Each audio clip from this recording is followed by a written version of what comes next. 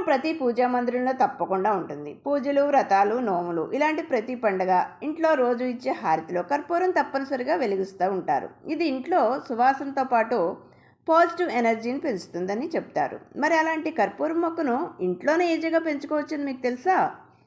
Garden lovers చాలామంది ఉంటారు. చిన్న స్థలంలో కూడా వివిధ రకాల మొక్కలను పెంచుతూ ఇంటి అందాన్ని, ఆరోగ్యాన్ని పెంచుతున్నారు. అయితే కర్పూరం మొక్కను కూడా ఇంట్లోనే ఈజీగా పెంచుకోవచ్చని తెలిస్తే ఎగిరి గంతేస్తారు. ఏమంటారు?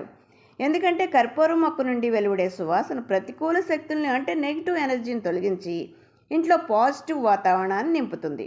ఆధ్యాత్మికంగా ఇది లక్ష్మీదేవి, హనుమంతుడి అనుగ్రహాన్ని అందజేస్తుందని భక్తుల నమ్మకం. ఆరోగ్యపరంగా కూడా ఈ మొక్క ఆకులు గాలిని శుద్ధి చేయడంలో, దోమలను నివారించడంలో అద్భుతంగా పనిచేస్తాయి.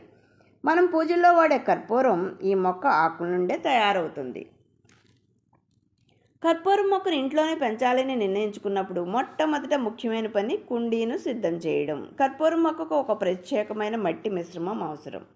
కర్పూరం మొక్క పెరగడానికి కొంచెం ఎక్కువ స్థలం అవసరం. మీరు కుండీలో పెంచాలి అనుకుంటే కనీసం 12-14 అంగుళాల వెడల్పున కుండీని ఎంచుకోవాలి. మట్టిలో ఇసుక, కంపోస్ట్ కలిపి వాడితే నీరు నిల్వ ఉండకుండా ఉంటుంది. విత్తనాలు నాటే ముందు 24 గంటల పాటు నీటిలో నానబెట్టాలి.